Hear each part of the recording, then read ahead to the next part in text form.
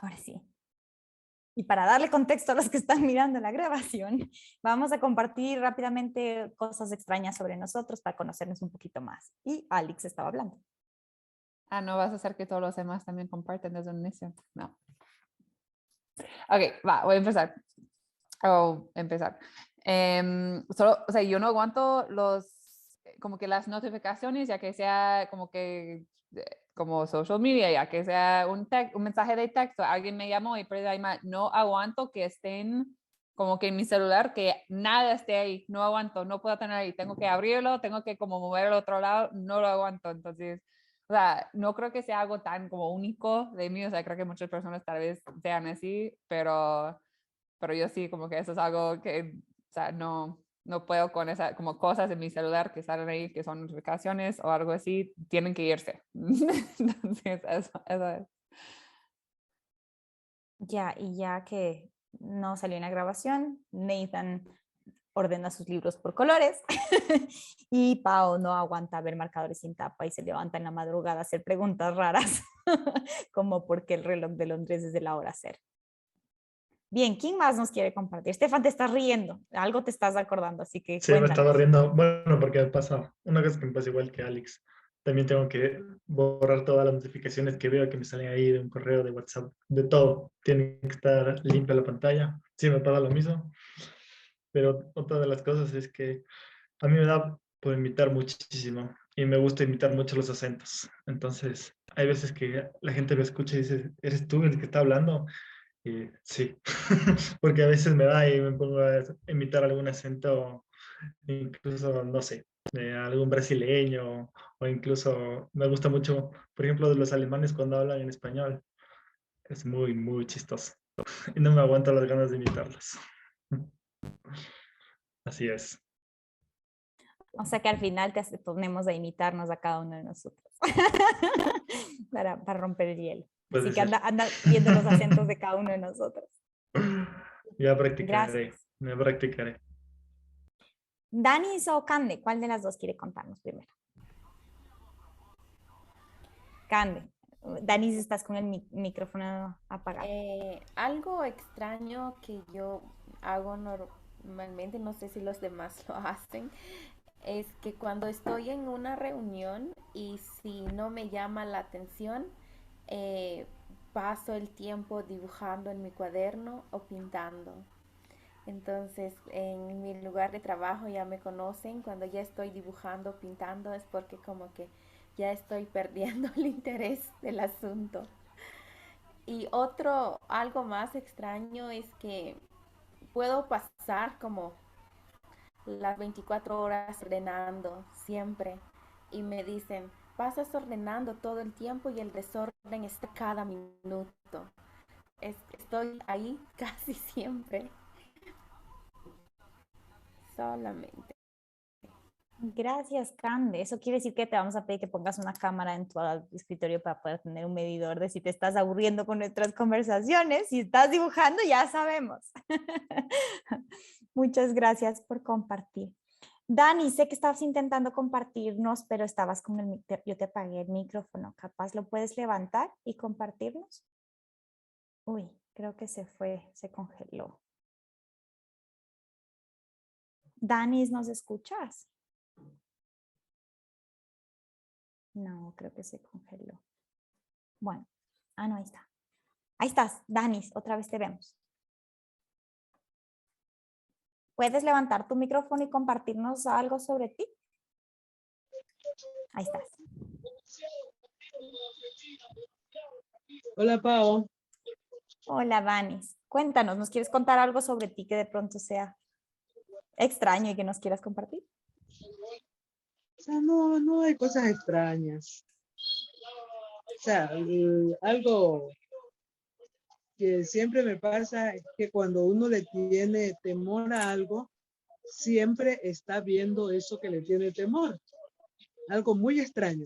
Yo le tengo pavor a los roedores, pero no así a las víboras. A tal punto que veo un roedor y salgo a correr, pero veo una víbora y sí me llama la atención de estarla mirando o de quererla, si es alguna víbora venenosa, de quererla matar. Pero si es un roedor, yo salgo a perderme, a esconderme y a buscar quién lo elimine. Es algo totalmente extraño. Como los Yo elefantes, puedo dice. poner una víbora en mi cuello o puedo ponerla en mi bolso, pero un roedor, aún estando muerto, yo no puedo ni mirarlo. Eso sí es raro. Extrañísimo para mí. Es raro, sí es raro. Muchísimas Rarísimo. gracias por compartir. Súper. Sí, me llama la atención que estamos poquitos. ¿Qué habrá pasado con los demás? Bueno, vamos a arrancar. Muchas gracias por compartir. Y algo que solemos hacer es estas pequeñas actividades para seguir conociéndonos, porque parte del objetivo de este primer módulo es que generemos estas relaciones, que generemos la red. Entonces no hay forma de generar red para hablar de temas matemáticos si no nos empezamos a conocer un poquito. Entonces, gracias por compartir. Bueno, ya entrando en calor respecto a al tema de la lectura. ¿Cómo nos fue esta vez con la lectura? ¿Qué tal estamos avanzando? Hoy vamos a conversar sobre el primer principio que plantea la NSTM y obviamente es el principio, es la práctica cero en realidad, que es la práctica de establecimiento de metas enfocadas en el aprendizaje. Entonces, vamos a arrancar si quieren con la primera pregunta de nuestro espacio. Una última cosita que antes de arrancar que yo quisiera mencionar es que cuando yo estuve viendo los videos de ustedes, y no solo son ustedes a los que nos pasa, me encanta que Alex lo mencionó al final también, hay esta discusión, ¿no? No son preguntas que lanzamos y que cada uno tiene que responderlas, sino que cada uno escucha a los demás y nos vamos dialogando como que fuera un café. Eso me encantó porque eso se vio clarito en la sesión pasada cuando cada uno escuchaba a los demás y conversaba como veo a Estelita decir esto, veo que Cande comentó esto y estoy de acuerdo y me encanta esa dinámica. Lo único que quiero proponer esta vez es que imaginemos que tenemos una pelota caliente en nuestras manos.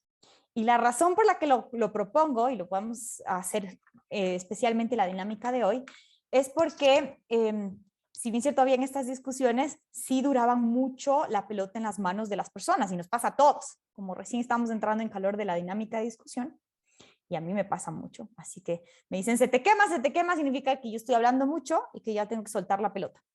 Entonces, vamos a intentar que estas discusiones intencionalmente, después nos sale natural, ahora no sean de 5 minutos por persona, sino que podamos discutir y volver a entrar y volver a, así como un partido de fútbol, pero no te quedes con foul ahí, porque estás abarcando la bola ahí. Entonces, la idea es que tenemos esta pelota y la podemos soltar a quien la quiera recibir o intencionalmente si la quieren lanzar, como por ejemplo, Estefan, ¿tú qué piensas? Entonces, por ejemplo, Estefan, ¿qué piensas de la actividad?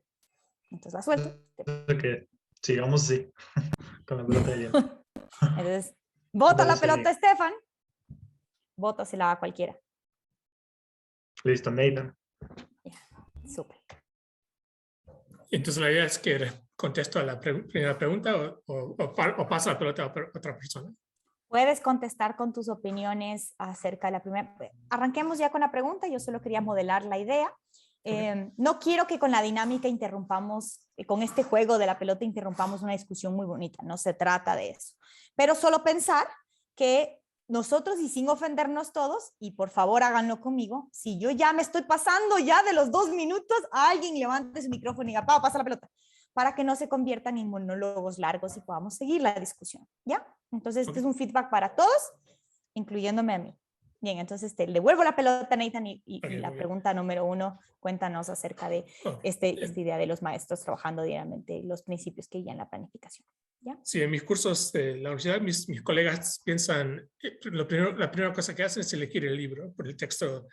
En el curso de matemáticas en la universidad es muy importante elegir un libro que tiene buena presentación, buenos problemas interesantes, accesibles y todo eso.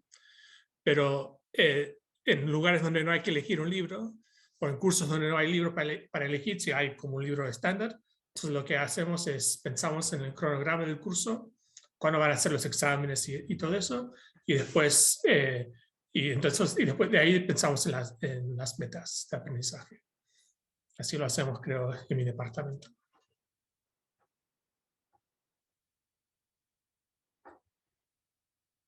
hay que decir más, lo paso a otra persona. No, está súper. Puedes Ok. compartir. ¿Alguien quiere recibir la pelota?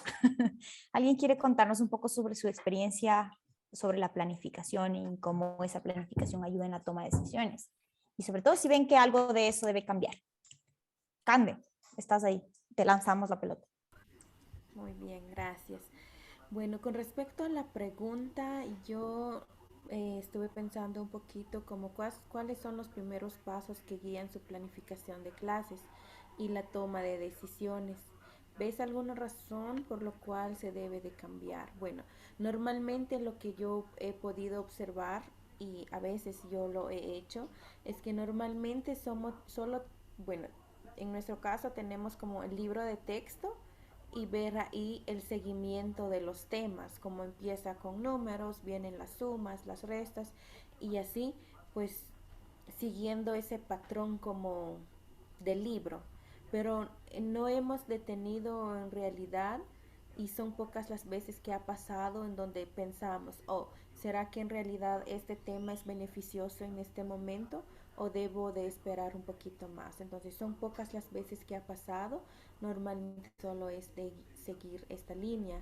¿Y cómo podemos cambiar? Yo sé que es posible si nosotros pensamos en el contexto de nuestros estudiantes, de cómo es el momento de nuestro grupo. Entonces de esta manera podríamos como seleccionar los temas del grado y al nivel de los estudiantes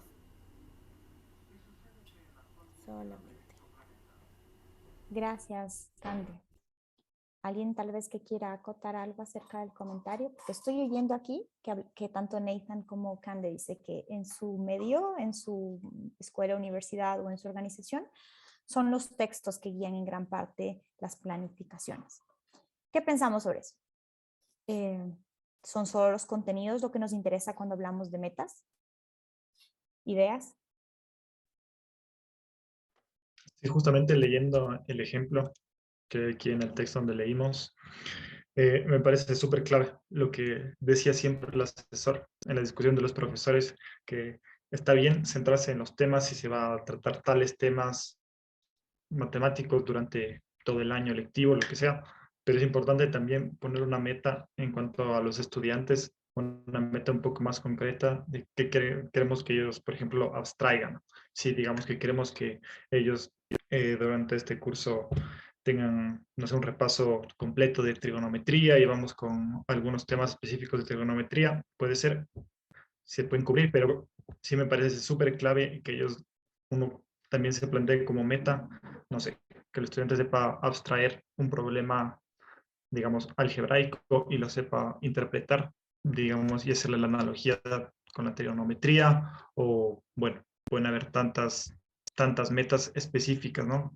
Que es también súper clave que el estudiante ya concientice sobre eso. Y creo que ahí ya me estoy yendo hasta las siguientes preguntas. Me estaría saltando un poquito ya el tema, pero me pareció súper importante ese enfoque.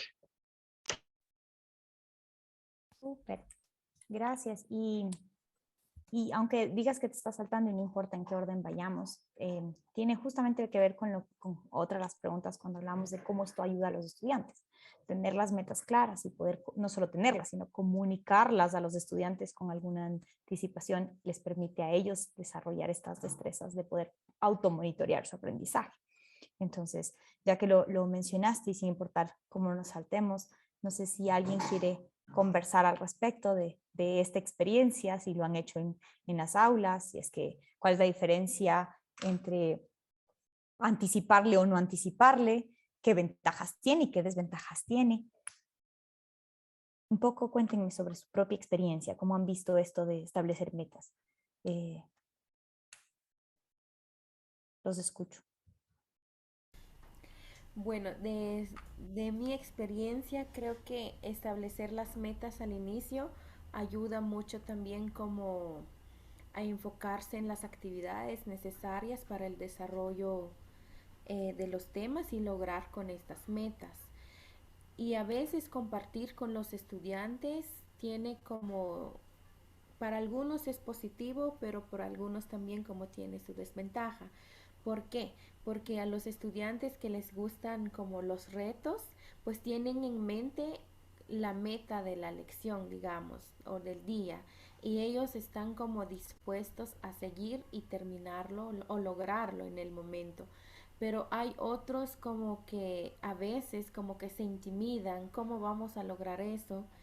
Como el objetivo, la meta de hoy. Entonces, de lo que yo he podido observar con los estudiantes, como hay dos tipos de estudiantes, entonces se tendría que ver muy bien, y es mi duda también si es como si es mejor dejar la meta al inicio para que todos lo conozcan, o a veces sí, a veces no, porque como le digo, hay como tiene sus ventajas y sus desventajas en este caso.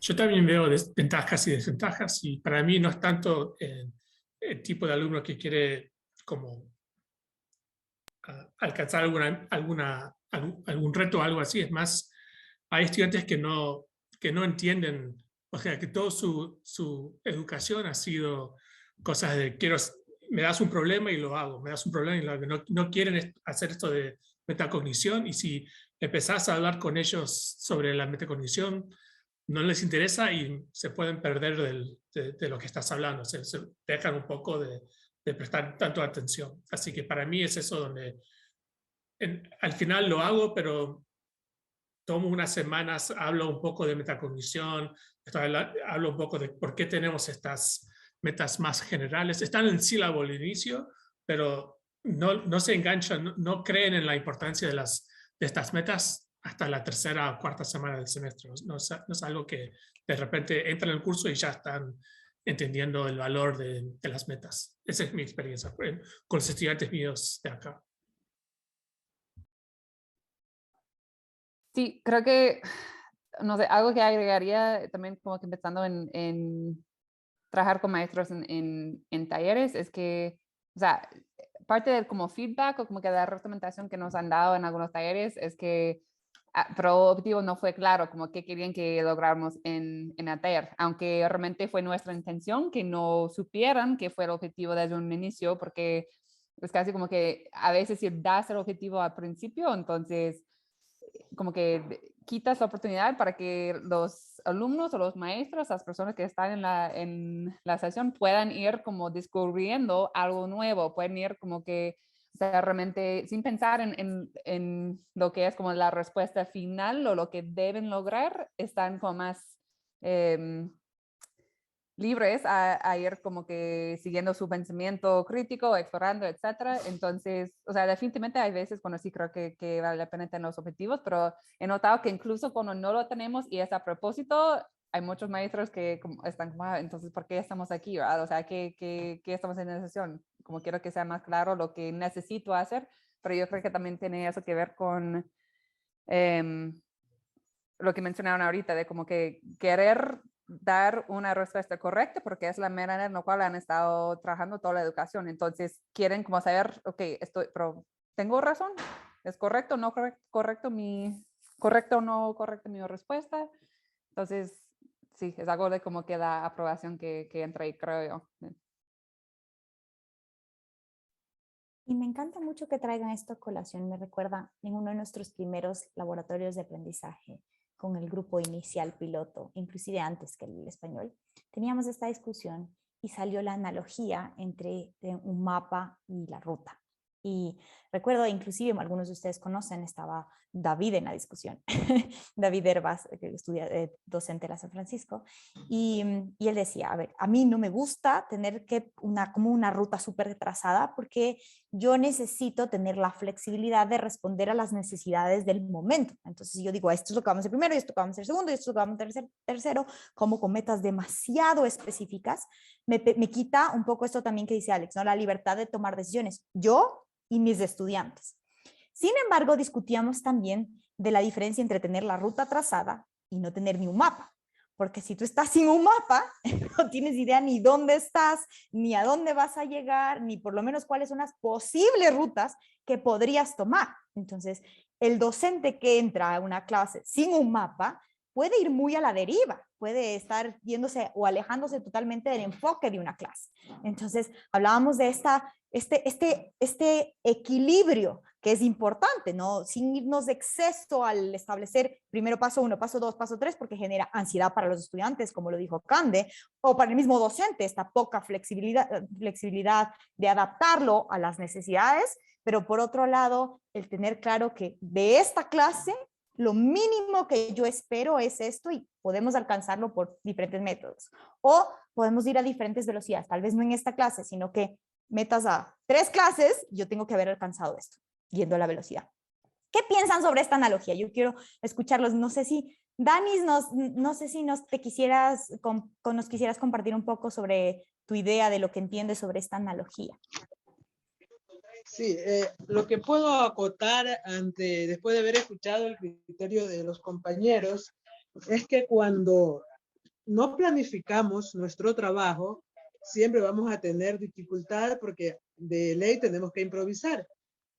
Pero cuando tenemos una planificación clara, fijamos metas específicas, tenemos rutas, tenemos mapas, entonces la situación se nos hace más sencilla y podemos darnos cuenta cuando el estudiante o nuestro grupo no está en el aprendizaje que realmente nosotros queremos.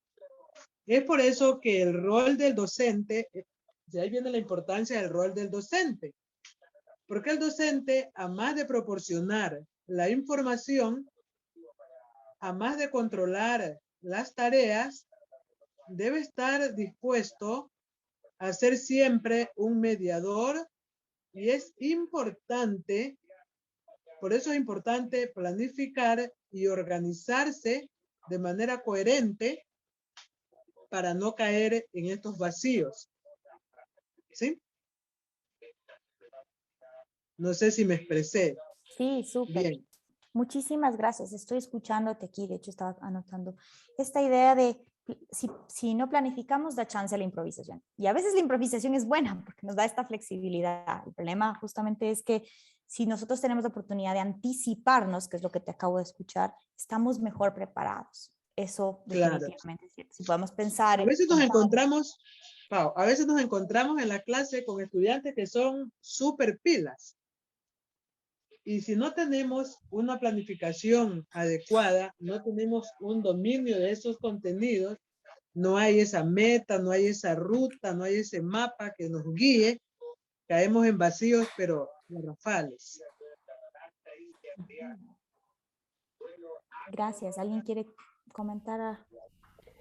Y con respecto a eso de tener como un mapa y una ruta, tal vez no una ruta tan específica, quizás sea una forma de también apoyar a nuestros estudiantes, porque escuché la experiencia de un compañero este año en donde él decía, bueno, tengo un estudiante que ya no quiere estar en clases. ¿Por qué? Es como le pregunté y me dice, es porque él es muy rápido. Él trabaja rápido, con una explicación él lo hace, pero los demás estudiantes llevan más tiempo. Entonces él se desespera o se aburre, como ya no tiene nada que hacer, entonces solo de esperar a sus compañeros, le vino la idea y le dijo a su mamá de que ya no va a estar en clases. Es mejor que solo le mande sus ejercicios y que él los haga en su tiempo en casa. Entonces, de esto, y eso referentemente era de mate también, el curso en donde el estudiante dijo eso. Entonces, se me ocurre en este momento, como mencionaba Danis también, cuando nosotros como docentes hacemos como una planificación al inicio, tener nuestras metas y estamos como en el contexto de nuestro mapa y tenemos una ruta prevista, creo que eso también como que ya tenemos a nuestros estudiantes en mente, o ya sé que este es el estudiante que termina luego, pero voy a preparar otras actividades para él o ella mientras estoy apoyando a los demás o mientras estoy tal vez repasando la clase con los otros compañeros. Entonces, pero si no hacemos nuestra planificación antes, creo que no podemos también ayudar a los dos grupos que tenemos en el salón. O sea, acotando un poco a lo que dice la compañera, o sea, es muy importante estos aspectos para tomar decisiones previas. ¿Cuándo tomamos decisiones previas? Cuando nos damos cuenta que algo nos está fallando. Y tenemos que inmediatamente tomar esa decisión sobre qué aprendo, para qué aprendo y cómo voy a lograr de mejor manera ese aprendizaje con mis estudiantes. Pero todo esto lo logramos cuando nosotros estamos coordinados, estamos organizados. Si no estamos muy organizados, viene la dificultad. O sea, si siempre entramos en la monotonía, vamos a lograr que el estudiante se canse, que el estudiante no tenga interés de estar en clase, que el estudiante no quiera participar. Y cuando hay esa situación desfavorable, tenemos que lograr que nuestros estudiantes tengan amor por el trabajo que estamos haciendo. Dígame. Sí, estoy oyendo aquí algunas cosas interesantes. Por un lado, escucho esta idea de que tenemos que tener este mapa, por lo menos esta ruta ayuda a, inclusive en las adversidades, estar listos, ¿no? Para poder, hasta para cambiar de ruta, el planificar nos ayuda. Por otro lado, estoy escuchando, como dijo Akan, a estos estudiantes que van más rápido. El planificar anticipadamente que tenemos en el aula estudiantes que van más rápido nos permite afrontar esto. Y oigo esta idea de que tenemos metas como mínimas y que hay veces que vale la pena tener ya pensado metas como esperadas como lo máximo, ¿no? Es como aquel estudiante, esto es lo que quiero que todos alcancen, no, mínimo, mínimo. Pero tenemos algunos que van más rápido y entonces el tener pensado como, ¿qué pasa si tengo estudiantes en el aula que todos hemos tenido alguna vez que van más rápido? ¿Cómo yo puedo hacer para mantenerlos involucrados en las actividades? Y el tener pensado ayuda. Pero también estoy oyendo esta idea de cómo las metas me están ayudando a mí como docente, como decía Danis, a mí como docente para reflexionar. Y aquí yo quiero lanzar una pregunta que aunque no está puntualmente aquí, sí me gustaría como discutir lo que tiene que ver con la diferencia de las planificaciones pedidas por un ministerio o por una institución a llenarse cumpliendo una serie de requisitos y que muchas veces terminan siendo papeleos, a lo que realmente significa una planificación y preparación para uno como docente. ¿Qué piensan sobre esto? ¿Si distan mucho o son bien alineadas? ¿Hay flexibilidad en esta planificación? Mi experiencia en el Ecuador ha sido que cuando hablamos de planificaciones, los profesores me sacan hojitas y me dicen, aquí está mi planificación de clase, que no es nada más que una serie de contenidos que responden a una página de un texto y llenan los checks del ministerio, pero no ayudan realmente a esto que dice Danis, ¿no? A la reflexión, al pensamiento de, voy a hacer, ¿qué pasa si tengo estudiantes respondiendo a la necesidad particular? ¿Qué piensan sobre eso? ¿Qué pasa en sus realidades o en sus aulas? ¿Cómo ha sido para ti, Nathan? ¿Cómo ha sido para ti, Cam, en Guatemala? ¿Qué has visto tú, Stefan, en diferentes realidades? O Alex en Guatemala también.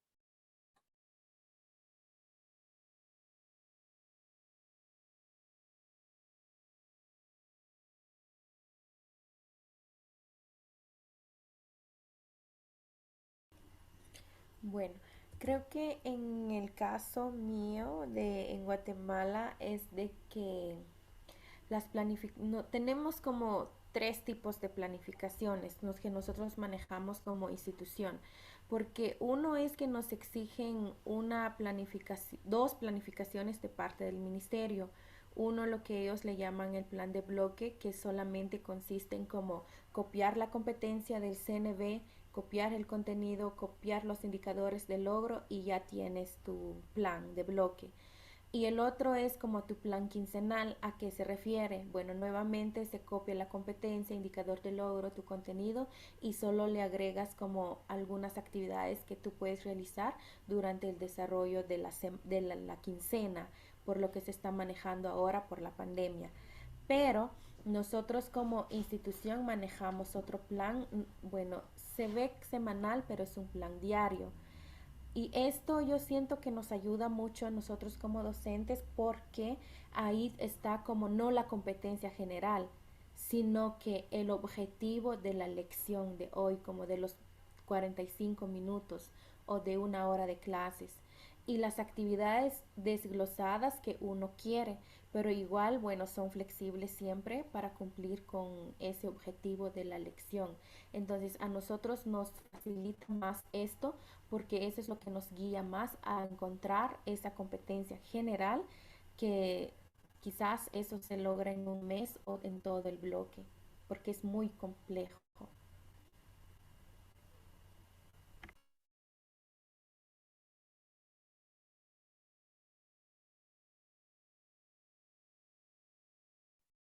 Estoy oyendo, Cande, justo lo que tiene que ver con nuestra pregunta 2. No estamos hablando solo de qué quiero lograr, sino cómo lo voy a hacer. Y oigo que en tus planificaciones semanales ya incluyes más que solo la competencia establecida por el currículo del ministerio, sino ya qué hago yo en mi día a día, en mi aula, para alcanzar esa competencia o las propias metas individuales. Es así más o menos como lo estoy entendiendo, ¿cierto, Cande? ¿Qué pasa en otros espacios? ¿Qué pasa, Nathan, en el tuyo? Si nosotros no tenemos ministerio para donde tenemos que mandar como nuestras metas y todo eso, así que estamos más o menos, o sea, un curso de cálculo, por ejemplo, cálculo 1 tiene que tener ciertas metas para que puedan tomar un cálculo 2, algo así, pero más de eso no tenemos metas universitarias ni departamentales, así que más o menos según cada profesor puede elegir sus metas. Mis metas en general son más generales, casi nunca se tratan de contenidos, son más de habilidades blandas, no sé si se dice así, como razonamiento matemático, como armar preguntas, problemas, cómo modelar cosas. No tanto tiene que saber esto, porque el contenido es más o menos dirigido y no tengo mucha creatividad ni mucho espacio para pensar en los contenidos, pero lo que sí puedo hacer es tratar y manejar estas cosas más blandas, más filosóficas. Y entonces todas mis metas están por ahí. Nathan, y tengo curiosidad, ¿alguna vez has sentido, porque me estás contando una realidad universitaria en Estados Unidos en un contexto bastante diferente a lo que estamos hablando de una escuela, en una zona rural, en la mitad de Ecuador o en la mitad de Guatemala? Yo sé que tú has tenido la oportunidad como de viajar un poco a conocer diferentes, tal vez universidades, pero ¿tú sientes esa diferencia entre cuando tienes la flexibilidad de tomar estas decisiones sobre tus habilidades blandas o cuando te imponen algo y tienes que llenar una serie de fichas técnicas para cumplir con un requisito? ¿Has tenido esa oportunidad, esa experiencia y cuál es la diferencia? Sí, en Uruguay y en Ecuador también había más como requisitos y cosas así. Y yo prefiero la versión que yo tengo en Estados Unidos, donde se puede más o menos elegir las cosas tomar la decisión propia, o sea, no hay que hacer algo que dice el ministerio o algo así. Por ejemplo, di un curso de cálculo 1 en Montevideo, en la Universidad de la República. Había unos 400 alumnos en mi curso y solo unos 45 aprobaron el curso, porque era, según el ministerio, tenían que hacer cosas muy rígidas, muy avanzadas para mí, y no, o sea, no podía ver lo que estaba pasando con cada alumno y reorientar lo que estaba haciendo en el curso. O sea, tenía que hacer ciertas cosas ciertos días y todo eso. Y entonces no, y mis cursos, ese 10% de mis cursos, de mis alumnos que aprobaron, eran más o menos iguales según todos los grupos de cálculo 1, así que no era que lo hice particularmente mal o algo así, era más o menos el propósito de ese curso. Y eso de imponer estos criterios de afuera me parece muy raro. O sea, cada grupo de estudiantes tiene su propio ritmo, su propio tiempo, y es complicado para mí tener ciertas metas impuestas por afuera. Entonces, me gusta más donde puedo conocer los alumnos y si hay cosas que ellos saben bien, podemos ir rápido, pero en el momento que nos trancamos, vamos muy lento. O sea, el ritmo cambia mucho según los estudiantes que tengo en curso. Por ejemplo, si doy un cálculo 1 en un semestre y doy otro el próximo semestre acá, es posible que el programa es muy diferente. O sea, que En algunos cursos voy muy lento en la parte inicial y voy más rápido en la parte final, depende de los alumnos que tengo. No sé si eso es una respuesta. Sí, súper, gracias. Y yo sé que, pues, parece como, bueno, en este caso tú dices, que bueno que yo tengo este sistema un poco más libre. Y hay muchas cosas que como docentes no tenemos la oportunidad de elegir. No podemos decir, me encantaría que el ministerio me quitara estas cosas de encima para que yo pueda, como en el caso de Cande, quitarme estos planes que no me sirven para poder enfocarme. Pero hay cosas que sí están en nuestro control dentro de esta planificación. ¿Qué podemos hacer como para poder ayudar en para elaborar planificaciones que de verdad nos sirvan? Si no podemos quitarnos porque no está en nuestra decisión, ¿qué sí podemos hacer en este punto de planificación y de elaboración de metas para que de verdad sirvan al aprendizaje, que sean enfocadas en el aprendizaje y no en un requisito por cumplir? Yo quería conversar un poquito sobre lo que mencionaste y poniéndolo ya muy enfocado en nuestro caso, digamos, en el Ecuador, de lo que conozco, lo que ya habíamos comentado un poco, que hay una formalidad muy, muy alta en los requerimientos, digamos, del ministerio, ¿no? Donde se necesita haber pasado tal lista de temas, de contenidos, y luego se quiere ver todo eso plasmado, digamos, por ejemplo, ahorita en el examen, un examen que lo globalice todo, como el Ser Bachiller, que lo instauraron hace unos pocos años aquí en Ecuador. Entiendo que al ministerio le sirve eso como ciertos indicadores, y yo no estoy seguro si tal vez sean los mejores indicadores para mostrar, no sé, que una mejoría en el rendimiento de los estudiantes y bueno, también de los docentes.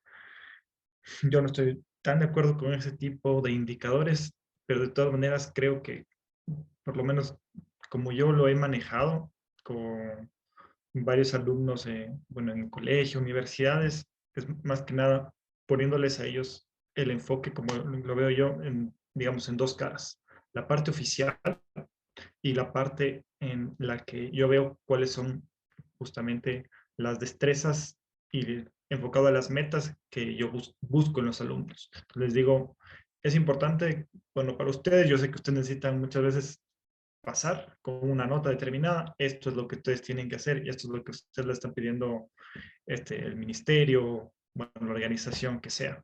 Pero a mí sí me importa que casi siempre yo intento que todos los alumnos por lo menos hayan entendido las bases de tal curso en específico.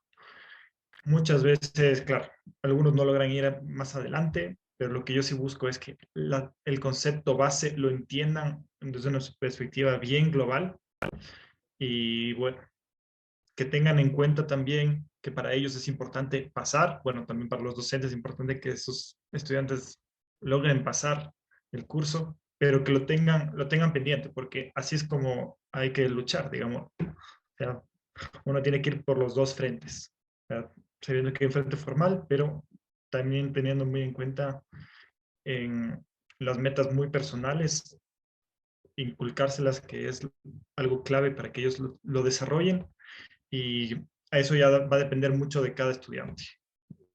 Entiendo que lo que estamos conversando, que hay algunos estudiantes que van a un ritmo mucho más rápido, otros que van a otro ritmo. Bueno, con que para mí, con que ellos hayan captado la base, el concepto principal de tal tema, con eso yo quedo satisfecho. Y ya les dejo allá las formalidades para que lo tengan bien claro.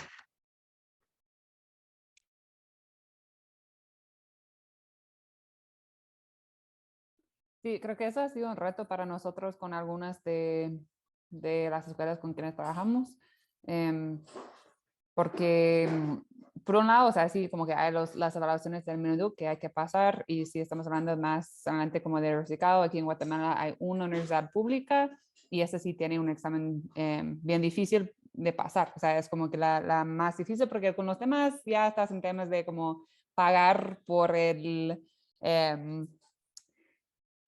digamos, como que para entrar, o sea, tiene más que ver con la posibilidad de uno en cuestión de, con cuestiones socioeconómicas que realmente en como una evaluación en sí. Entonces, en la pública, si hay una evaluación, es bien difícil pasarla. Y muchas veces cuando salen los alumnos, especialmente de las escuelas públicas, no están preparados para pasar ese examen, entonces es todo una cadena, ¿verdad? Y puede ser bien difícil si, estoy pensando en un ejemplo de una escuela con quienes trabajamos por un par de años, cuando estaban pensando que querían hacer las cosas diferentes. Entonces, están muy, muy emocionados sobre lo que estamos haciendo en MathKind, así de pensamiento crítico. Queremos que puedan aplicar lo que están aprendiendo en su clase de matemáticas, la vida real, o sea, todos emocionados. Pero luego cuando llegaron, empezaron con los exámenes del país, a nivel del país, entonces se dieron cuenta de como que, o sea, es súper importante que todos pueden pasar ese examen y el enfoque se cambió a pasar el examen y dejaron por otro lado todo lo demás. Pero lo que nosotros tratamos de promover es que, o sea, no es o uno o el otro, o sea, sí es fijo, hay exámenes, evaluaciones que sí tienen que pasar sí o sí, o sea, simplemente es parte de todo el rollo, es como funciona en Guatemala y muchos otros países también. Pero no es como que al hacer eso no puedes ni tocar ninguno de los otros temas, ¿verdad? O sea, no es que no puedes ir profundo con un tema que realmente el maestro considera que sí es importante y pues como mencionó Stefan, como que tal vez como tocar los temas y seguro que una base en todos, pero me hace pensar también como los estándares comunes de los Estados Unidos, que también, o sea, el diseño es eso, como que uno va más profundo con algunos temas y, o sea, uno tiene que tocar todos, pero algunos donde sí vas más profundo y depende de cómo el maestro o la escuela decide dónde van a ir. Entonces también creo que es algo que puede ser como un malentendido a nivel de como muchas escuelas, es como o tiene que ser uno o el otro, pero puede ser ambos. Y creo que eso sí es un reto también que yo he visto en los maestros y las escuelas donde trabajamos. Y algo bien interesante en eso, Alex, que menciona sobre la evaluación de la USAC, y también, bueno, me puso a pensar en las metas, que es la competencia general del Estado que proporciona el ministerio. Eh, Cuando uno se gradúa del diversificado, tiene una evaluación que se tiene que someterse, no importando la carrera. Y más en el magisterio, o sea, para todos los maestros, esto tiene mucho valor. Pero lo que me puso a pensar es, cuando todos realizan esta evaluación para cerrar su carrera, normalmente casi el 98% de los estudiantes graduandos solo llegan como a 40 puntos o 50 si es mucho del total de los 100. Entonces, ¿en qué momento se han puesto a pensar como del por qué no se logra el resultado esperado si los estudiantes han como llevado un proceso de 12 años de aprendizaje para poder hacer esta evaluación? ¿Cuál es, en dónde han fallado esas metas o esas competencias, iniciando desde primer grado hasta poder graduarse en el diversificado? Entonces me puse a pensar cómo es que están formuladas estas competencias desde primer grado hasta poder terminar el diversificado.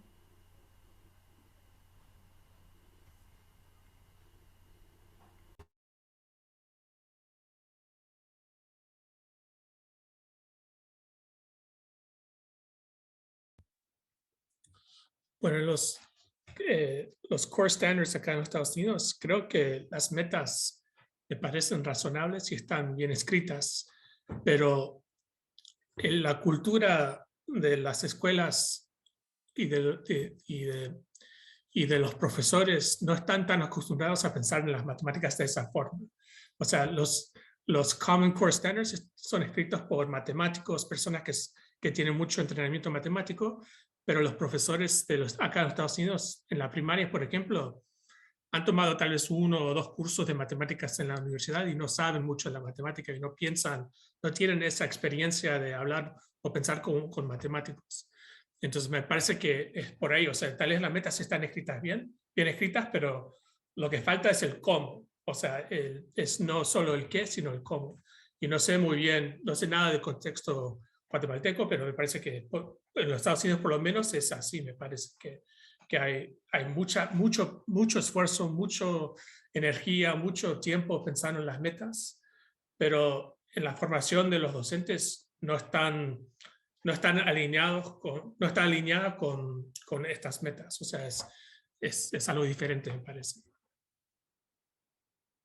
Es curioso lo que acabas de decir, Nathan, porque ese es el principal objetivo de este libro que estamos leyendo, que dice, ok, particularmente en Estados Unidos, tienes el Common Core, como el currículo principal en el que todas las organizaciones e instituciones se rigen. Sin embargo, hay una seria dificultad de pasar de la teoría a la práctica, y es por eso que el libro se llama De los principios a la acción, porque los principios están claros, inclusive estos 8 principios que trabajamos aquí, después de leerlos, realmente y de dialogar sobre ellos, muchas veces los docentes quedan claros en lo que significa. El problema está en cómo lo llevamos a la práctica, cómo logramos de verdad que estas metas no terminen siendo un paso más de un check y algo que realmente le sirva al docente en su planificación, para que sean claras y ayuden no solo al docente, como dice acá, sino también al estudiante. ¿Cómo logramos que este sistema de este cambio, como lo mencionaron al inicio también a Alex y Stefan, los estudiantes llegan también esperando desde el sistema tradicional, ¿no? De que el docente le dé y tú le sueltas la responsabilidad de que tome decisiones y que se ponga sus propias metas, y lleva 12 años sin hacerlo, y entonces como esto no se ha dado en el sistema, es muy difícil hacer este paso. Y me hace pensar también, avanzando también en la pregunta 4, que hablábamos de este ejemplo de estos 2 docentes, algo que no se hace, por lo menos en mi país, con frecuencia. No tenemos la posibilidad. Yo cuando leí este ejemplo pensé, a mí me hubiese encantado tener la posibilidad de tener un colega en la universidad con el que trabajar muchísimo en materias similares y discutir, y tener un coach que venga a mí a decir, va a apoyarme en mi propia planificación. 5 personas dando la misma clase y 5 personas trabajando de manera aislada. Entonces, este ejemplo de las páginas 15 y 16, donde tienes un coach y 2 docentes planeando juntos, algo que no pasa con frecuencia aquí, por lo menos bajo lo que yo he visto en mi realidad, me gustaría dialogar sobre estas estrategias que permiten aterrizar esto que hablamos, ¿no? Tal vez los currículos están bien establecidos. ¿Y qué pasa cuando queremos llevarlo a la práctica? Hay una Silvia Zambrano. ¿Alguien conoce quién es Silvia Zambrano? Conocemos Y una eso Silvia también, Zambrano. y no sabía, pensé que tal vez es alguien que está entrando con otra, no Ya, sé, el celular o computadora de otra admitámoslo, y persona, sí no sabemos sé. que es cara Sí. conocida y si no la bloqueamos. Ok, aquí está. Ahí fue. Pero bueno, mientras se conecta esta persona que desconocemos, me gustaría escuchar cuál fue su percepción acerca de este ejemplo que para mí estaba muy alejado de lo que pasa en la práctica diaria en Ecuador. Me gustaría escuchar qué piensas, Dani. ¿Tú has visto alguna vez, has tenido tú como docente esa oportunidad? Tal vez mi percepción de Ecuador es diferente como a mi realidad cercana a lo que tú vives. ¿Has tenido la oportunidad de planear una clase con otro colega y tener a alguien que te apoye en la planificación? Cande, también me gustaría escuchar un poco sobre ti. ¿Y qué estrategias vieron que usó este asesor para orientar, que podrían ayudarnos a pasar lo que dice Nathan, ¿no? De esta teoría a la práctica? Sí, Pau, por lo general, cuando trabajaba en la escuela, siempre mi institución tenía en cada año más de 3 hasta 4 paralelos. Y siempre trabajábamos en pareja con otras compañeras, y cuando teníamos alguna dificultad, más que todo en matemáticas, porque, o sea, la preparación de un docente primario, al menos acá en Ecuador, hablo en la provincia de Esmeraldas, de donde sois, el docente para ir, o sea, un profesional para ir como a estudiar como docente, se preparaba 2 años en institutos superiores, pero eran conocimientos generales que le dan al docente. Ya ese docente, para entrar en especialización, tendría que ir a la universidad y escoger alguna carrera específica donde él pudiera desenvolverse de mejor manera. Pero aquellos que tuvimos la suerte solo de hacer el instituto superior, y luego, por diversas situaciones, tener que ya, en mi etapa, no tuve que rendir prueba de que para ingresar a ser maestro y todo ese asunto, sino que ya fue directo, de acuerdo a la calificación que uno obtenía en el instituto, así le ubicaban y le iban dando su nombramiento. Entonces, cuando nos tocaba trabajar en grados superiores, siempre nos apoyábamos en pareja con las compañeras y ahí sí, buscábamos a alguien que tenía más dominio de la temática para que nos ayudara a resolver la planificación y en matemática que nos diera conocimiento de algunos ejercicios donde teníamos mayor dificultad. O sea, sí había ese apoyo y siempre me gustó trabajar en pareja. Nunca me gustó hacer una planificación sola, siempre apoyándonos mutuamente con otras compañeras y un docente de la materia en la que estábamos realizando la planificación como apoyo, como una guía de manera superior para que nos diera, donde había la falencia, nos ayudara. Y había muchos casos, porque ya le digo, a mí, o sea, siempre fui bastante metódica y mi lema siempre era enseñar poco, pero enseñarlo bien. Y cuando yo sentía que tenía debilidad en alguna temática, eso sí, siempre me gustó buscar sin tapujos y ahí sin complejo de que el compañero decía, ay, pero esta no sabe esto, no sabe lo de acá, que eso no puedes. Entonces siempre me gustó, nunca me di esos límites negativos y apoyarme en alguien que sí me ayude para yo poder desenvolverme de buena manera con mis estudiantes y que el conocimiento llegara claro y preciso a ese estudiante. Sí, siempre hice eso. Ya cuando empecé a trabajar en el colegio, que trabajé en cursos superiores, siempre lo hice solo con áreas complementarias y teóricas, que no había mucha dificultad. Pero lo que yo consideraba más importante en la escuela era la formación del chico en la básica inferior. O sea, allí es donde estaba el fundamento del conocimiento, porque un estudiante que está bien preparado en la primaria puede desenvolverse sin mucha dificultad en lo posterior, en los cursos que vienen, porque si no tiene unas buenas bases, va a tener bastante dificultad. Por eso siempre me gustó no hacer un trabajo solo, ni conformarme solo con mis conocimientos, sino el apoyo mutuo con otros compañeros. Dani, si tú crees que esto es algo que es solo tuyo o era dado en la comunidad donde trabajas o en alrededor, es como, porque mi experiencia, y me gustaría también escuchar las experiencias de demás, ha sido que esto no es común y cuando lo veo aislado, lo veo como 2 o 3 profesores que tienden a juntarse para poder dialogar y aprender, como la experiencia que tú me estás contando, pero tú lo ves esto como alrededor de tu comunidad, ves que esto pasa con frecuencia de pronto alrededor de Ónsole o era algo tuyo en tu medio. Cuéntame. O sea, por lo general, yo inicié trabajando, como te digo, en los años 80 acá en el Ónsole. Ya, después yo fui a trabajar a una comunidad del norte de Esmeraldas, a Borbón.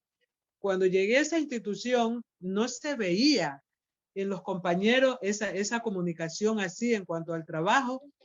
Y, o sea, al principio yo me sentía un poco cohibida porque yo iba de una área rural, de una comunidad pequeña, de una escuela pluridocente, a trabajar una escuela completa, en un área rural, pero una escuela muy poblada.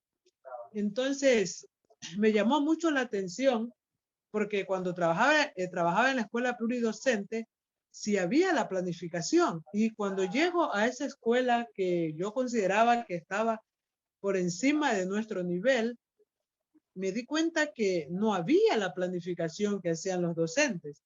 Entonces yo motivé al director a que nos reuniéramos en círculo de estudio los maestros para compartirle mi poca experiencia en planificación y motivarlos a trabajar en equipo. Y ya la situación se fue haciendo más grandecita y empezó, como quien dice, un contagio que lo extendimos a otras instituciones y ya después se veía que los compañeros siempre se apoyaban en los demás para realizar su planificación, y cuando también me di cuenta que cuando había un compañero que no tenía mucho dominio del tema, se intercambiaban horas. El compañero que tenía más dominio, por ejemplo, en matemática, iba al curso de ese compañero que no tenía mucho dominio y el otro iba a cubrirlo así. De esa forma, así se empezó a hacer un trabajo. Luego se empezó a perder porque empezaron a llegar compañeros nuevos y ya no hubo esa motivación así tan extensa, pero sí quedamos pocos, alrededor, digamos, más o menos alrededor de unos 40 maestros, más o menos el 50% seguimos trabajando de esa forma, ¿sí?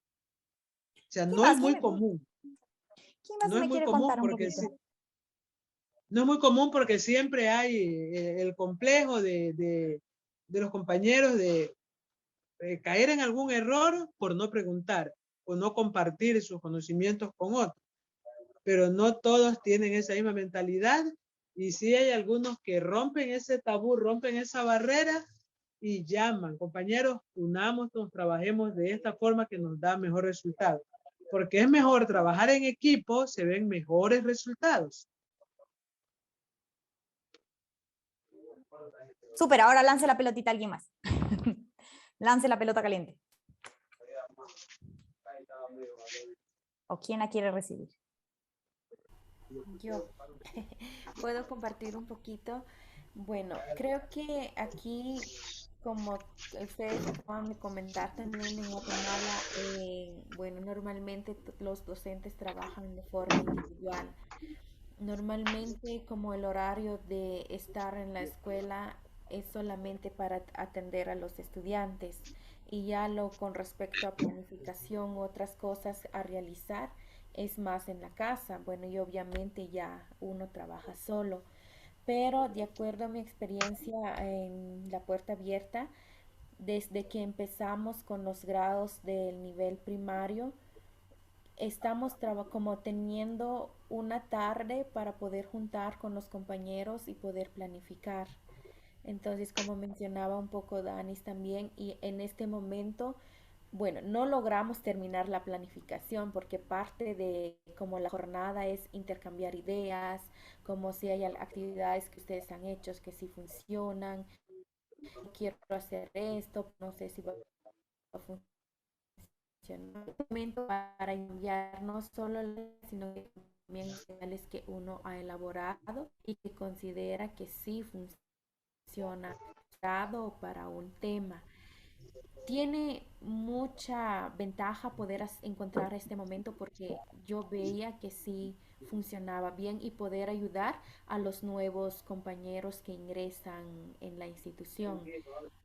Pero este año yo pude observar que se eliminó esta tarde por la pandemia y todo, entonces todos deben de trabajar más desde casa, pero logramos ver esa dificultad de que algunos como necesitaban un poco de apoyo, entonces se limitó este espacio.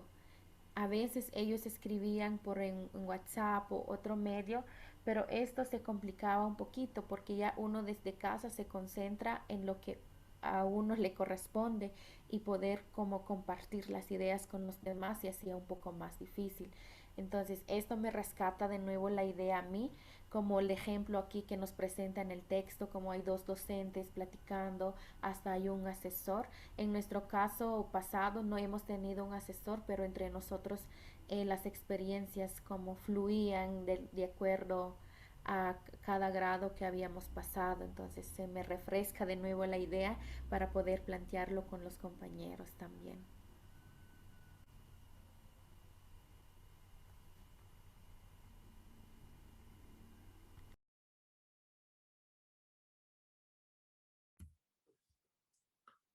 También este método que es un poco diferente de lo que nos contó Kane y lo que está en el texto, que es un método japonés que se llama, en inglés se llama Lesson Study, que es algo un poco diferente. No sé cómo se traduce al español, tal vez estudio de lecciones, no sé, algo así podría ser, pero...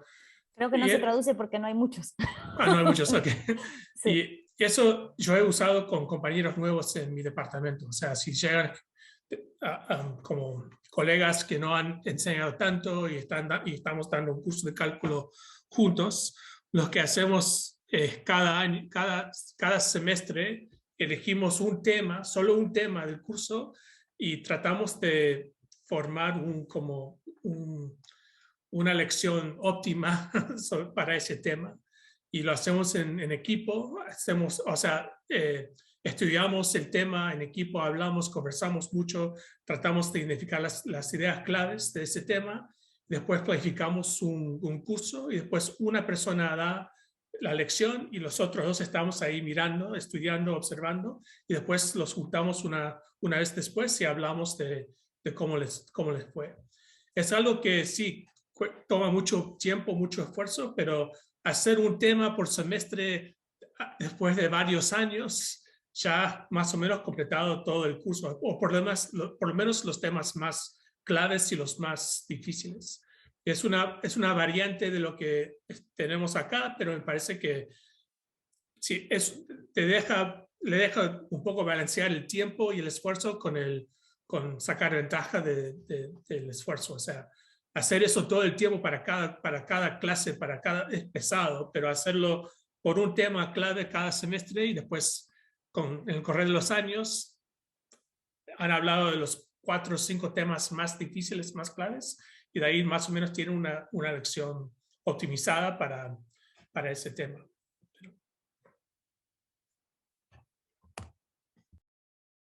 Qué maravilla, yo te oigo y digo, cómo quisiera yo poder tener la oportunidad de estar en algún lesson studies, esta oportunidad de dialogar, planificar, mirar todos, dedicarle el tiempo para mirar todos una clase, retroalimentar, y me parece que de hecho es una excelente propuesta para empezar, porque si queremos hacer esto con todas y cambiar drásticamente, eso es difícil cuando venimos de un sistema tradicional, de repente reunirnos y planificar en todas las lecciones o en todas las clases, eso es casi imposible, pero como tú lo estás diciendo, me encanta, sería como, realmente me gustaría si algún rato si tuvieras material de grabación de cómo lo haces, nos encantaría recibir para poder analizarlo y mirar qué significa esto en la práctica, ¿no? Un estudio, unos círculos para dialogar sobre la planificación en conjunto, me parece maravilloso. Freddy, ya que has llegado aquí, ¿quieres compartirnos algo? Estábamos asustados que decía Silvia y ahorita me acabo de acordar que Silvia es tu esposa.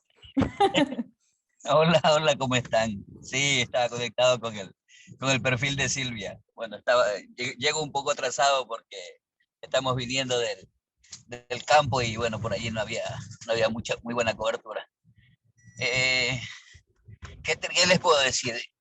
Yo he tenido la suerte de vivir los dos momentos del tema de la educación en el punto de vista de la planificación. El trabajo en equipo es muy fructífero y se cumple cuando hay esa mística de trabajo y cuando todo el equipo o toda el área de matemática, por así decirlo, está identificada con esas metas, con las metas de pronto en las que nos hablaban en la lectura que hicimos, ¿verdad? Pero es un poco triste cuando eso no se puede llevar a cabo porque no todos los profesores se identifican con aquello y eso lastimosamente sucede más en las instituciones públicas con aquellos docentes que de una u otra forma ya alcanzaron esa estabilidad laboral, que ya dejaron de estar contratados, que ya no tienen un fin que cumplir porque ya supuestamente tienen esa estabilidad laboral en la que ya no les pueden despedir y se olvidan un poco de eso que se hacía antes. Entonces, en las instituciones privadas en las que trabajé, sí existía esa mística de trabajo, los profesores nos identificábamos con esas metas que teníamos por salón. La reunión de área era en realidad una verdadera reunión de área de matemáticas donde discutíamos los alcances, cada profesor de cada nivel sabía hasta dónde había llegado, informaba al profesor que agarraba el nuevo grupo, este profesor que agarraba el nuevo grupo no perdía el tiempo achacando lo que el profesor anterior no había hecho, sino más bien reforzaba aquellas cosas que quedaron pendientes. Pero eso lastimosamente, como le decía hace un rato, no sucede en las escuelas públicas, porque allí es un poco complicado crear eslabones de colaboración, ¿verdad? Eh, se lograba conseguir eso bastante interesante cuando todos éramos contratados, cuando la mayoría del equipo era contratada, pero ya cuando la gente iba adquiriendo cierta estabilidad, o como decía la profesora de Esmeraldas, esa movilidad que se dio acá en Ecuador, de que los profesores iban ganando concursos en otras instituciones y se iban yendo, y el trabajo que había quedado comenzado, pues quedaba allí, ¿no? Y nadie tomaba la posta. ¿Por qué para unos es más sencillo planificar en equipo, trabajar en pareja? Yo creo que tiene que ver mucho con aquellos profesores que venimos de un proceso de formación de educación comunitaria. Yo me inicié como profesor en educación comunitaria. Yo fui profesor de educación a distancia en el Sistema Nacional Monseñor Leonidas Proaño, aquí en Ecuador. Y nos reuníamos una vez a la semana con los estudiantes, y después de la clase con los estudiantes, los tutores o los profesores nos quedábamos reunidos después de clases, discutiendo, definiendo qué hacer durante toda esa semana, qué hacían los estudiantes durante toda la semana y qué hacíamos nosotros a futuro. Miren que a tal punto, es una anécdota que tengo así chistosa, soy profesor de matemática y terminé un año siendo profesor de literatura, porque justo faltaba un profesor en la distribución del parcial, faltaba un profesor de literatura ecuatoriana en tercero de bachillerato, y ya la profesora de literatura no se daba más, o sea, ya no alcanzaba. Entonces todos me miraron a mí, y aquí el que queda es Freddy, porque a Freddy justo le sobran 2 horas, y yo les digo, pero yo en mi vida he dado literatura, es más, yo no me llevaba bien con la literatura. Pero miren qué tan bueno fue el trabajo en equipo, que yo no sentí esa, esa falencia, porque tuve el apoyo de mis demás compañeros, de la profesora de literatura específica. Ella me daba guías, me dice, mira, Freddy, hazlo así, hazlo asado, y las cosas salieron interesantes. Entonces, cuando tenemos claro el trabajo en equipo y cuando tenemos identificadas esas metas de aprendizaje, y nuestros estudiantes son la prioridad, porque definitivamente ellos son la razón de ser. Si no estuvieran los estudiantes, no fuéramos profesores. Entonces, creo que si todos los que enseñamos matemáticas, todos los que hacemos enseñanza, tomáramos en serio el tema de que nosotros existimos porque existen los estudiantes, porque ellos son nuestra prioridad, muchas cosas serían diferentes, muchas cosas serían mejores. Freddy, acabas de lanzar una pregunta que me encantaría escuchar las opiniones de los demás. ¿Por qué creen que es más fácil que para unos trabajar en equipo, y por qué no se da con tanta... Y acabo de escucharlo en la experiencia, me llamó la atención, pero tiene razón Danis al decir, en comunidades rurales era más común, cuando había más comunidad, que en zonas ya más urbanas o en instituciones más grandes. Lo mismo pasa, ¿no? Cuando tengo escuelas pequeñas y privadas, a cuando tengo que trabajar con muchos en una escuela pública. ¿Por qué? ¿Por qué creen que esto está pasando? ¿Por qué es difícil? Yo tengo algunas ideas, pero quiero escucharlos a ustedes primero. Y aprovechando que Freddy dijo esto, estas preguntas que lanzan ustedes mismos que no están en nuestro, cuando sientan eso en la lectura, siéntanse libres de ponerlas al final de nuestra guía. Por eso está como un texto editable, para que puedan anotar y ponen. ¿Por qué esta pregunta que acabas de decir, Freddy? La próxima vez, si te sientes animado, escríbela y ponla. ¿Por qué es más fácil para unos trabajar en equipo en la planificación que a otros? Déjalo y lo discutimos acá. Bueno.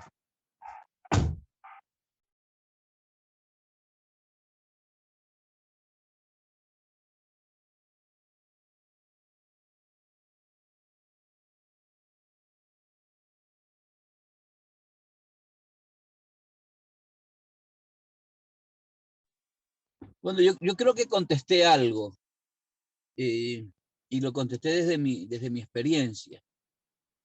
Y creo que los que estamos reunidos aquí, los que somos parte de este proyecto y los que han sido parte del proceso anterior, que están más adelante que nosotros, es porque tenemos tal vez esa mística. Ojo, no estoy diciendo que no todos tengan esa mística de trabajo, pero si estamos aquí es porque nos interesa. Hay una frase de los jesuitas, que creo que la dijo el mentor, superior de los jesuitas, ser más para servir mejor. Entonces creo que nosotros buscamos eso, creo que buscamos ser más para servir mejor, para hacer mejor nuestro trabajo, y creo que por eso es más sencillo hacer el trabajo en equipo. Es más sencillo crear esa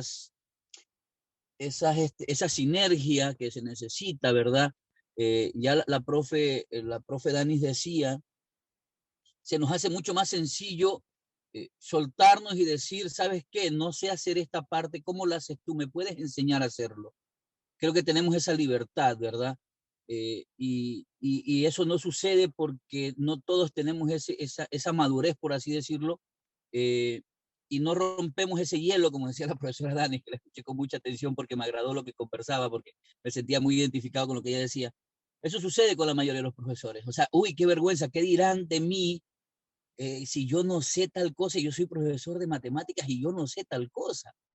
O sea, y creo que a Pablo le consta, pues yo a Pablo le preguntaba un montón de veces cosas que se supone el profesor Freddy debe de saber, pero no lo sabe. Entonces no tiene ningún problema de decir, ¿sabes qué, Pablo? ¿Cómo hiciste esto? ¿Qué tal esto? Y lo mismo lo hago con mis compañeros. Y hay que agarrar muchas cosas de la historia. Pues Isaac Newton creo que nos dejó una gran lección cuando dijo que logró llegar lejos porque supo auparse a hombros de gigantes. Entonces, creo que por allí viene el tema de por qué de por qué a algunos profesores se les hace sencillo trabajar en equipo y a otros no.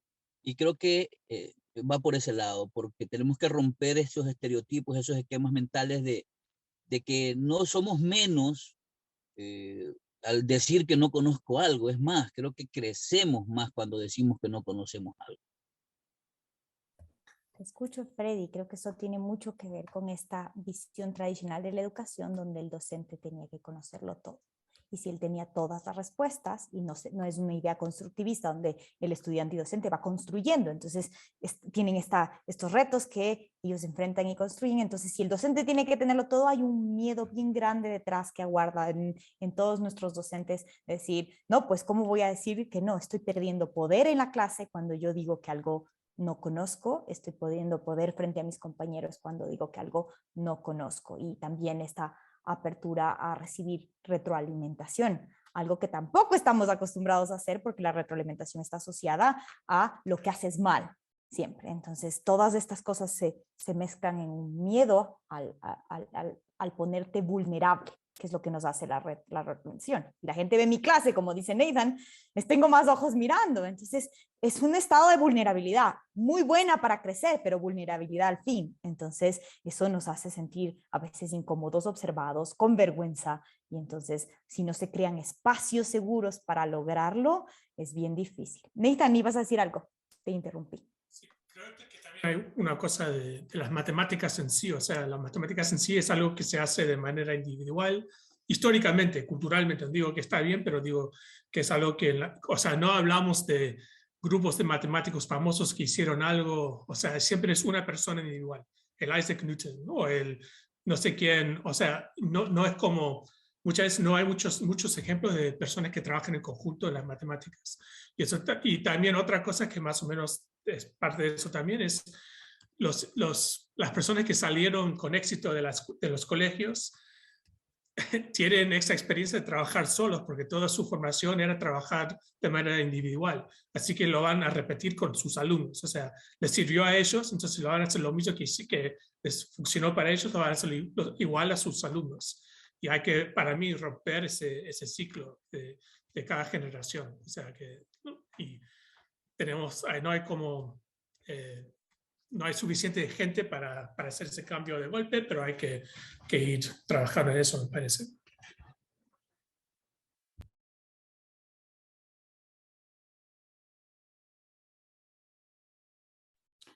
Ya estamos entrando casi al final, nos quedan unos pocos minutos y de hecho hemos abarcado casi todas las preguntas. Aleatorio y en desorden, pero de eso se trata.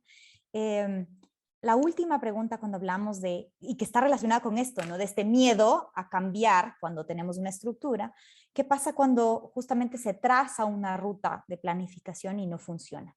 en el camino. A todos creo que nos ha pasado esto, que tenemos una actividad o una super ruta y creemos que es la mega actividad, con esto, así voy a lograr, y resulta que o los chicos no están igualmente comprometidos como pensamos que iban a comprometerse, o tal vez no estaban al nivel que esperábamos para empezar, entonces nos tocó retroceder un poco, o no nos enfrentamos, simplemente aquí no he tenido un fracaso rotundo en una clase que sale diciendo, uy, no, aquí nadie entendió nada, capaz hasta los confundí más, y tuvimos este fracaso porque esta ruta planificada no nos funcionó. Bueno, ¿qué hacemos? ¿O qué? Que tiene que ver también con este miedo a afrontar esta flexibilidad de volver a decir, ok, aquí algo estoy haciendo mal porque mis chicos salieron aquí peor que de lo que empezaron. Quiero terminar la discusión con esta pregunta y quisiera escuchar sus observaciones al respecto. Creo que cuando pasa esto en una clase es como lo que ustedes acaban de mencionar también. Es como ser conscientes de que no todo lo que nosotros pensamos nos sale perfecto. También siempre hay momentos en que algo no funciona y tenemos que ser totalmente como conscientes de poder como analizarlo, en qué fallamos, qué fue lo que pasó y poder mejorar para la siguiente sesión. Y ahí entra como la idea también, si tenemos como compañeros con quien compartir esas experiencias, para que no suceda lo mismo con ellos también, o que ellos también nos puedan proporcionar una idea más.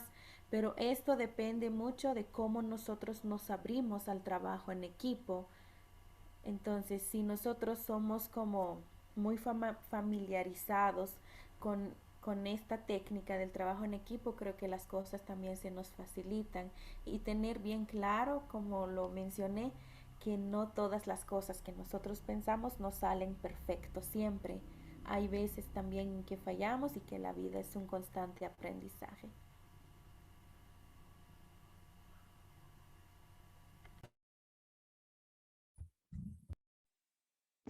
Basado en esa, no sé si Nathan parece que ibas a decir algo, disculpe. No, vale. Basado en esa experiencia, en esa pregunta que acabas de hacer, Pau, se me vino a la mente así rapidísimo. Llevé en una institución, yo era profesor de física y matemáticas en bachillerato, daba clases en tercero de bachillerato, y ya había tenido 2 procesos que habían salido bien. Entonces, el tercer proceso que llegaba, el tercer grupo de chicos, venían con un antecedente bastante desagradable. Ellos no querían estudiar, tenían una resistencia a estudiar, no les agradaba. Escogieron físico y matemático porque no les quedaba de otra, porque no querían estudiar sociales, porque no querían estudiar química y biología. Pero, en fin, estaban enemigos del mundo. Entonces, bueno, una de las primeras acciones que hice fue buscar información de resultados de aprendizajes de ellos, cuáles eran sus notas y todo ese tipo de cosas, y tener una radiografía cuantitativa del curso. Esa radiografía cuantitativa del curso la propuse, se las mostré el primer día, les dije, estos son ustedes, pero yo voy a cambiar estos números si ustedes me lo permiten. Luego, una segunda acción que hice, y por eso funciona mucho el trabajo en equipo, como nos reuníamos en área, como teníamos la reunión en área, entonces yo en la reunión de área aprovechaba para preguntarle a los profesores que habían estado con ellos en los cursos inferiores, cuáles eran las fortalezas de cada uno, qué les gustaba, qué no les gustaba.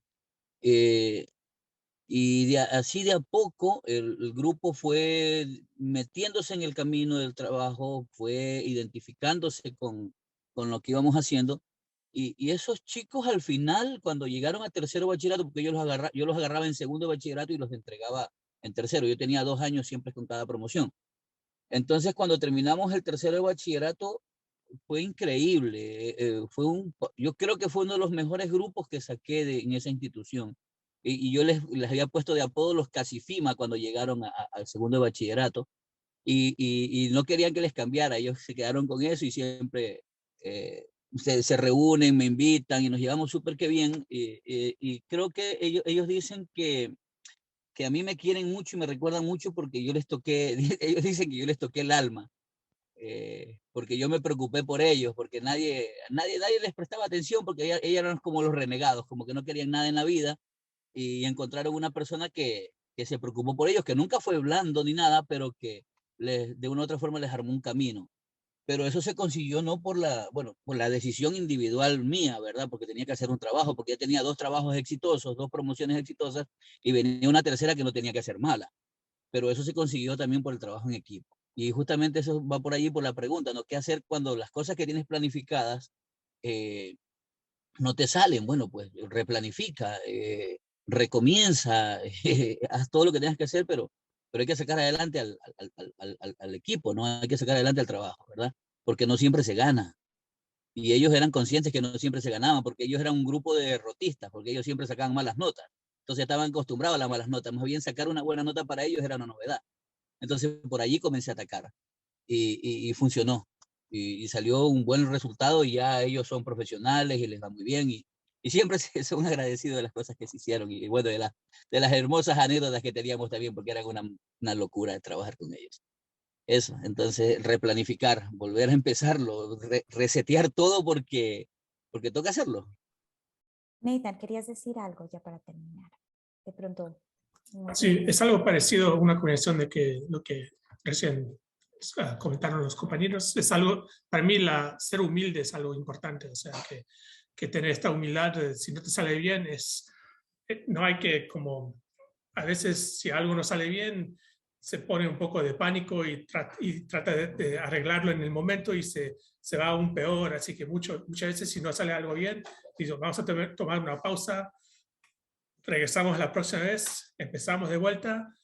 Y no es una reflexión de mí ni tampoco de ustedes, es algo donde tenemos que repensarlo y después regresamos el próximo día, reflexionamos de lo que nos fue mal y después arrancamos otra vez con otro compromiso del mismo trabajo. Pero yo sí me tengo que ir a buscar a mi hija. Así que, sí, no, está bien. Y ya justo estábamos terminando ahora. Simplemente para recordarles que esta es la última sesión del mes y estos son avisos, Nathan, así que no te preocupes, pues después de grabaciones los chequeas. Gracias. Aquí tenemos la última sesión de este mes y de este año, así que con esto estamos terminando. Volvemos de aquí en enero, simplemente para aclarar. Les estaremos comentando las primeras semanas de enero con las preguntas de reflexión con Alex, como siempre, para que estén pendientes de ahí. Y agéndense las fechas de una vez en el calendario, porque ya están, entonces para que las tengan claras qué fechas son de nuestras sesiones. Y nada, de aquí que tengan unas hermosas fiestas, porque no nos vemos sino hasta enero. Y eso, ha sido un lindo grupo y una linda oportunidad de escucharlos. De aquí nos vemos en enero. ¿Listo? Gracias. Chao, chicos. Felices fiestas. Cuídense. Felices fiestas. Cuídense. Felices fiestas también. Chao.